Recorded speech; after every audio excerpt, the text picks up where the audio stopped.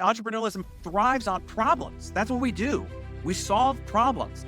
This is a whole new frontier of new problems that are going to require new solutions. So what does that mean? Really excited to do this for all of you. The pen is literally in your hand and you are writing it on a day over day, choice over choice, decision over decision basis. Every decision that you make during this transitionary period of time is writing the script of your destiny and the destiny of those who are counting on you, of course. What we are experiencing today, we will talk about for generations to come. You will either look back at this particular period with pride on how you responded to this crisis or with regret. And those decisions are being made right now as we speak. And we all know that leaders are forged or exposed during times of adversity, and businesses are either made or broken during times of crisis. And you get to decide right now which that will be. So the decisions that you make right now can situate and position you for the future. And as we talk, this is a defining moment. This is an inflection point as a society, as a culture, and certainly as a global economy. See, there was a pre-World War II world, and then there was a post-World War II world. There was a pre-9/11 world, and then there was a post-9/11 world. To find their breakthrough coming out of this outbreak, the speed of descent is unprecedented. And what's going to happen here, half the businesses will be clobbered and wiped out. Most of the other half are going to struggle for a long time. So the first thing that I have to do here is to sound the alarm. Why? Because we both know that crisis, the Chinese symbol for crisis, has both danger and opportunity. That's what crisis means, both danger and opportunity. So number one, we must first face, understand the danger, to look at it with clear and sober eyes. And then number two, understand that on the side of danger is a pendulum swing of opportunity. So if you don't understand where the dangers are, then you won't understand the pendulum swing of opportunity. As Warren Buffett said, you want to be fearful when others are greedy, and you want to be greedy when others are fearful. That is the pendulum swing of opportunity. And here's what I want to tell you. Regardless of what happens, what the crisis is, what the danger is, there's always a counter move. And that's what we're playing for here, is we want to discuss what your counter move might be as you plan and prepare your comeback coming out of this crisis. So I want to remind you also of this, that you are built for this. As business owners, this is what fuels entrepreneurship. Entrepreneurialism thrives on problems. That's what we do. We solve problems. This is a whole new frontier of new problems that are going to require new solutions. So what does that mean? That the pendulum swing of all this crisis swings in the other direction of opportunity. Business has always been about problem solving and mining opportunity. Crisis creates opportunity, and that's when we as business owners shine. That's when we actually flourish. This country has endured 47 recessions or depressions in short couple 100-year history. So we will survive through this. And most certainly the exception, the ones who step up, make an investment, make the hard calls, make the tough choices today will thrive through this. I remind you of the Charles Darwin quote. Most people get it wrong, talking about survival of the fittest. Darwin said, it is not the strongest of the species that survives. And it's not the most intelligent, the one with PhDs and all the rest of that survives. It is the one that is the most adaptable to change. And that's what I want to do, is to help you flex that adaptable muscle right here. A quote that I like comes from Mike Tyson. He said, everybody's tough until you get punched in the mouth. Well, everybody has just gotten punched in the mouth. And I mean everybody. And so that means that the monopoly board of all the incumbents who had market dominance, that monopoly board has just been shaken. And now it's clean. It's almost like a brand new land grab. It's almost like my older viewers, the Etch-a-Sketch that we used to play with as kids. And all of a sudden you had this beautiful blank canvas. And the opportunity of what you can create on top of that Etch-a-Sketch is limitless. That's where we are from an opportunity right now. But you have to be planning, you have to be prepared. And then this can be your time of greatest opportunity if you choose to do that thinking, that planning, and action taken right now. Nelson Mandela was asked when he was in prison, how did he survive all those years in prison? And Nelson responded by saying, oh, I wasn't surviving. I was preparing. And that's what we want to do right now. I hope that you look back 10 years from right now and you see this period that we're living through right now as the most significant and opportune time in your life. As I've mentioned before, to put it into Chichilian terms, this has the opportunity to be your finest hour if you rise up and take advantage of what is in front of us now. So that's what we're going to talk about. I'm going to take you through the 10 questions that every leader needs to ask to prepare their comeback, to find the answers that you need. What are those counter moves? where is there danger and where are new problems created you can bring solutions to the marketplace for. I'm trying to stimulate your creative thought process through this. So I just want you to see what shows up. Don't be worried about trying to get everything I'm saying down on paper. So why questions? Why the 10 questions? Why not give you answers? Here's why. Peter Drucker said that great ideas are birthed through the labor of asking great questions. I am looking for you to birth new ideas, but that is done from the labor of asking great questions. Elon Musk said that once you figure out the question, then the answer is relatively easy. So my job here is to not tell you what to think, is to encourage you of what to think about. Because see, you are the expert in your industry. I can't tell you what to do in your industry per se, because you're the expert. And I want you to own that. I want you to know that and have you own, you are the expert in your space.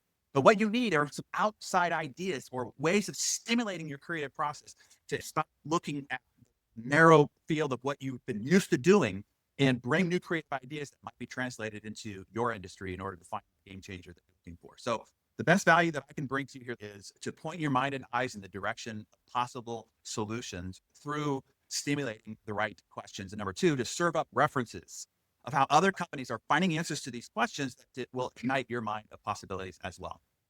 So let's go through the questions. And what I'm going to do is I'm going to start by addressing what the danger is. Remember, your danger has a pendulum swing of opportunity. So what is that danger? And then what are the questions that we're trying to solve for? And then I'll give you case studies that back that out. That'll be the formula that we're going to walk through this with. So the first danger is our business is shut down or it is no longer relevant during or after this crisis. If that's you, listen up. If it's not you, then I want you to listen for the additional ideas that can create new solutions for you inside your own industry. So here's the question. What can we deconstruct and reinvent? Given our existing business model, what can we deconstruct within it and then reinvent from it? So I'll give you an example. Well, this is what's called the Madonna effect, right? I mean, in the 1980s, it looked like Madonna, the artist known as Madonna, would have 15 minutes of fame. But this gal was genius at constant reinvention. For several decades, continued to reinvent herself. And her sixth tour, world tour, was aptly titled Reinvention. So here's the case example. Number one, there was a very busy fine dining restaurant in Seattle, and they were serving about 150 to 200 tables a night.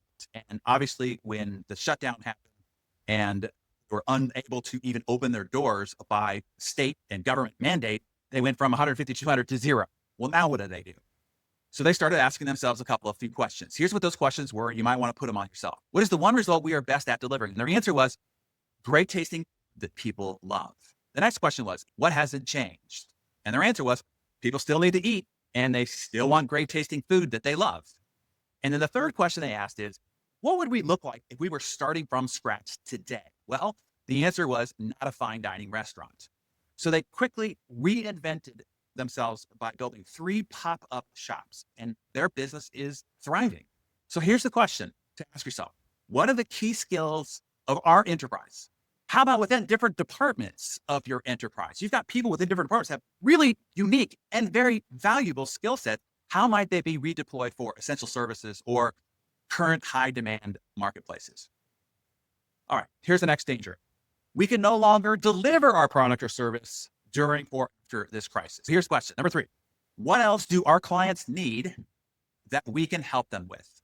You want to reconsider what you do and who you are during these times, and not just in your product or service selling business. I want you to think of this. You're not in the product or service selling business. You are in the problem solving business for a particular targeted client group. Right now, what are their problems? You might be able to find solutions. Remember what I said? Crisis swings the pendulum of opportunity, that entrepreneurialism thrives on bringing solutions to problems. The question for you is, our target client audience, the ones that we are here to serve, what are their new problems? During these turbulent times, what problems do they have? There might be short-term solutions that you could provide. And then as the landscape changes, as we see how this global economy evolves, how might you bring long-term solutions to that identified targeted audience? Here's a case example. There was a well-known travel blogger who globe trots all over the world and publishes real-time reviews and photos of restaurants and exotic destinations. And she makes money from the advertising on the traffic of her blog platform. Well, obviously, when the coronavirus broke out and she couldn't travel anymore, she saw a 90% drop in her ad revenue and no way for her to produce new content. So what did she do? She started asking and polling her readers. She found that her loyal followers wanted her tips on fashion, beauty, diet, nutrition. They'd always see her in these exotic destinations, what her clothing choices were, how she kept herself fit and in shape and so forth. So she started providing advice and tips of which she had never done before. Well, get this. Her blog traffic is now higher than it's ever been, and it's bringing in 38% more revenue than it was before. Here's another example. This comes from HPF friends, Matt Bertulli and Brad Pedersen, who run Pila Cases, the maker of the first biodegradable phone case. They've got a very vocal and loyal fan community. The company's prototypical avatar is the 25 to 35-year-old woman who's concerned about the environment and is conscious of consumerism, right? The company felt the impact of COVID-19 early on because they manufactured their products in Asia and they were shut down. And so they were unable to resume production. That directly impacted Pila's supply chain and its ability to deliver several products. It caused a hit to the revenue and affected their sales plan. So what they started to do is to look at adjacent products that their community would love. What they have is a relationship with an amazing, very vocal, very rabid fan following of a community. So they found a company that called Habitat Botanicals. They sell vegan, cruelty-free, biodegradable, toxin-free, food grade, personal care products shipped in biodegradable packaging. All buzzwords their community freaks out about. So they started as a joint venture just to test it first, right? So they sent out an email seeing if anybody wanted to purchase one of those products that this other company offered. They generated $50,000 in revenue off that single email. And so once they knew that they had a proven winner, they bid to buy the company with only an initial capital outlay of $40,000. This new product division is forecasted to produce $20 million in new revenue over a 12-month period of time. And then based on their last enterprise multiple, that acquisition will be worth $100 million. And of course, now they're looking at a new deal like that every day throughout the week. So the question to ask yourself here is, what else does my target client want or need that I might not currently offer, but could? Here's the next danger. Budgets are cut. People are cash strapped and they're afraid to spend money. Here's the big idea question to ask. Can we deliver a result before people have to pay for it? This is removing as much resistance to the decision-making process of a person choosing to become a client or not. You ask yourself, what would make saying yes a no-brainer? What would make it almost financially irresponsible not to take you up on your offer? Let me give you the classic example. So Cyrus McCormick, Virginia blacksmith, who invented the mechanical reaper in 1831, it was a game changer for the farming industry. The machine allowed one farmer to do the work of 14 men. The problem was nobody would buy it. The reaper was so expensive that no farmer could afford it. But Cyrus, he knew that if the farmers bought it, they would get all their investment back tenfold. He knew it was the solution that they needed. So here's what Cyrus did. Simple. He let the farmers use the machine for the season and pay him after the harvest. In other words, he deferred payments until they got the results that they wanted. And it was a double win. Farmers cut back on labor and they earned more money to pay Cyrus from the profits that they made. The reaper became one of the most important inventions in the history of farm innovation. Now, it wasn't the machine that was the great innovation, because the machine itself would have failed if not for the sales innovation that Cyrus brought to the equation. So think about how you might do something similar. Here's another example. After the 2008 housing crisis, a personal coaching service for parents who have special needs children, they saw their new client acquisition fall off. All their marketing advertising was no longer getting a return on investment. People were afraid to spend money on non-essentials. So here's what the coaching company did. They shifted their new client acquisition messaging to, we're here to help. And they offered their first full session as a pay whatever you can type of model. Well, at the end of the first session, after the client experienced how valuable their service was, they extended a special package price to continue the sessions. Since then, the coaching company has never been busier. They've never grown new client acquisition as fast in the economy. They needed to show a result in their lives before they even asked for payment. I hope this is stimulating an idea. Here's another example. A company who sold website development and marketing service to real estate agents. It was a costly investment up front, and they had a hard time trying to convince real estate agents to make the investment up front. So what they did is they shifted to pay for it at the closing of your first transaction using their service. Their business skyrocketed like that. And as a result, they were able to 2x the price. Here's a big idea. It is often easier, faster, and more cost-effective to help a client get a result than the money, time, staff, and energy is to convince them that you can. I'll give you our own perfect personal example. Here at Darren Hardy LLC, we shifted from the upfront enrollment fee of $2,000 into our insane productivity training system to offering a full free 30-day open access. This allows members to get into the vault, experience the unparalleled material, start to see an actual result in their life, in their lifestyle, in the results that they can produce before they have to actually decide if they want to pay for it and continue with the installment plan. Here's what the result was. I'm giving you real-time results. Our conversion rate went up 200%. That's after the net of 30 days of people who did not choose to continue to go forward. 200%, resulting in millions of dollars more on the same traffic. That's what I want you to understand. Same traffic. It's a river. It's coming and going. You don't catch it while it's here. It's gone. Same stream in the river, 200% more conversion. So I hope that you're getting this. I'm dropping proven multi-million-dollar ideas into your lap here. So here's the question to ask yourself. How can we defer payment of our product or service to the time when our client gets a result or gets paid?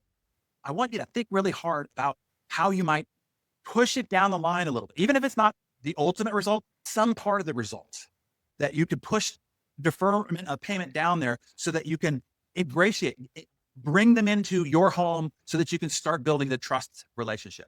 Okay, here's the next danger.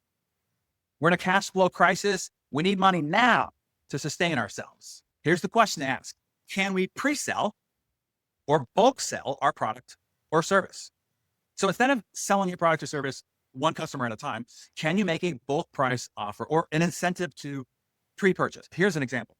There was a restaurant, Mexican restaurant in a local community that was beloved. And obviously when the shutdown happened, they had to pivot to only takeout and delivery. Well, on $20 orders, they could not sustain their operations for delivery and takeout services. So they were on the brink of having to shut down permanently, lay off all their employees, and basically go out of business because they didn't have the cash flow to carry them through. Instead, here's what they did. They went to their local constituency and presented a new offer. You could buy a gold elite membership for $1,500. And with that, you will get $2,000 worth of food, and you will get happy hour prices all day, every day for a year. What happened is their revenue cash flow skyrocketed. They had a greater influx of cash flow than they've ever had in the history of their operation. They've been around for 40 plus years. They also got tons of community love as well. And people felt proud to be able to support a local institution. You got to give them the opportunity to do so. Here's another example. So a residential paint company, they just had come off the best quarter of their history. So what did they had done in January? Well, they scaled up their staff. They bought new trucks. They got all the equipment that they needed to handle this new demand. And then coronavirus. And basically their business went to a trickle. So when your business goes from skyrocketing to a trickle, but your expenses are the same, what do you do? Well, to bridge the cash flow gap, they created a promotional campaign that offered a 25% discount on future projects with a 50% prepayment. And that option gave them a rush of cash flow that they need to bridge the gap between where we are and coming out of this crisis. The customer wins and the paint company can sustain their business through the isolation period. So, and here's what they also found is they didn't just get back to a normal rate of acquisition of new clients, they increased it. So they got a whole new marketing model here that they might continue to apply themselves to, forced upon because of the Corona situation. So how about you? What about a bulk incentive or a pre-purchase incentive? Right now, it's about keeping the pipeline full and the cash flowing. Might not do it forever, but it's a good alternative as you bridge this isolation gap. Another example, classic example, Flow Hive System, which is an innovative, less intrusive honey harvesting system. Back in February 2015, they needed to raise $70,000 in order to create the mold so that they could manufacture their product. So they went on into Indiegogo, the crowdsource funding platform, and they made a bid to everybody that says, if you help us pre-fund this, then you get a special price when this product is actually produced. Well, they needed $70,000. What they got was $12 million in pre-orders, 25,000 pre-orders from more than 130 countries. Then they decided to come out with the Flow Hive 2, and they redid the funding campaign. And this time they generated $14.9 million in pre-sales. Now remember, they're collecting the cash before they even make the product. Is there an idea in there for you? Is what I'm trying to challenge. So here's the question. What kind of incentive can we offer to either pre-sell or bulk sell our product in order to advance the cash forward today when you need it in order to sustain operations as we go through this transitionary period of time? Okay, here's the next danger. This is a big one. This might prevent many of you from making big mistakes here. So here's the question to ask. Where have competitors retreated where we should double down? Where have competitors retreated where we should double down? You know, the Oracle of Omaha, Warren Buffett, says, when others are greedy, be fearful. And when others are fearful, be greedy. That's what this pendulum is about. You want to find where fear is opening up gaps of opportunity for you in your advertising and marketing efforts. So here's a case example. In the 1920s, going through the Depression, Post cereal was the dominant cereal maker of that time. And when the Depression hit, they cut their advertising budget significantly. Well, that is when their rival, Kellogg, doubled down on their advertising spend. They came out with a new product called Rice Krispies, which had these 3 gnome-like characters on it, snap, crackle, and pop, and they doubled down on their advertising. Well, Kellogg's profits grew by more than 30% during the Depression.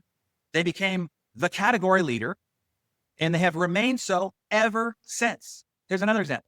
During the 1970 OPEC oil embargo that caused the great energy crisis of the 1970s and 17 long month recession, during that time, new fuel efficiency standards were imposed. America had all these big giant cars and now had all these new fuel efficiency standards. Well, perfectly positioned, but fearful of declining sales, Volkswagen cut their advertising spend. That is when Toyota floored the gas and sped right past Volkswagen, becoming the #1 import car of the United States just months after coming out of that 17th recessionary period of time. And they are still the #1 import car. And Volkswagen is #5. And Toyota does 3 times the import business than Volkswagen. Here's another case example. October 19th, 1987, the stock market around the world crashed. By the 1990s, we were in what was considered a full recession. McDonald's dropped its advertising and promotional budget. Pizza Hut and Taco Bell increased theirs. During that 9-month recessionary period of time, Pizza Hut increased their sales by 61%, Taco Bell by 40%, McDonald's sales dropped 28%. Here's another example. During the Great Recession that we all lived through, most companies pulled back on their advertising and marketing spend. That's when Amazon doubled down with their aggressive promotion for the Kindle e-reader, offering a lower cost alternative to physical book purchases. And we all know what happened to Amazon after that. Coming out of 2017, their revenue was $19 billion. In 2019, it was $281 billion. So here's the question to ask yourself. How do we change the message of our advertising to match the conversation taking place in the minds of our client group? Where should we double down on our advertising and marketing spend?